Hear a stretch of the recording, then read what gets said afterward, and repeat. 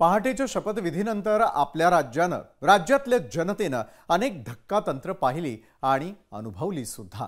त्यात शिवसेनेमध्ये फूट पडल्यानंतर आणि शिंदेंची सेना भाजपच्या छत्रछायेमध्ये विसावल्यानंतर पुन्हा एकदा फडणवीस येणार अशी चर्चा रंगू लागली। पण घडलं काहीतरी वेगळंच आणि मुख्यमंत्री म्हणून फडणवीसांनी एकनाथ शिंदे यांच्या नावाची घोषणा केली आणि फडणवीस राज्याचे उपमुख्यमंत्री झाले। तसंच काहीसं धक्कातंत्र भाजपला या निवडणुकीत मिळालेल्या ऐतिहासिक विजयानंतर पाहायला मिळेल का? शिंदे उपमुख्यमंत्री पद स्वीकारणार का? आढावा घेतलेला आहे आमचे प्रतिनिधी चेतन ननावरे यांनी। महाराष्ट्रामध्ये आता पुन्हा एकदा मुख्यमंत्री पदावरती आपल्याला फेरपालट पाहायला मिळतोय आणि मुख्यमंत्री म्हणून ज्यावेळी देवेंद्र फडणवीस शपथ घेणार आहेत त्यामुळे उपमुख्यमंत्री म्हणून शिवसेनेकडून नेमकं कोण शपथ घेणार हे पाहणं महत्त्वाचं असेल।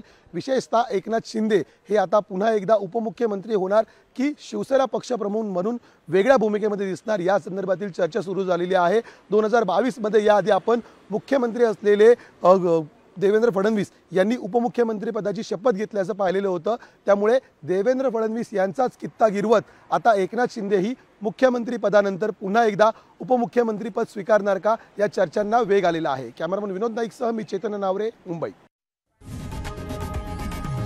लोकशाही मराठी ऐका, पहा, जागरूक रहा।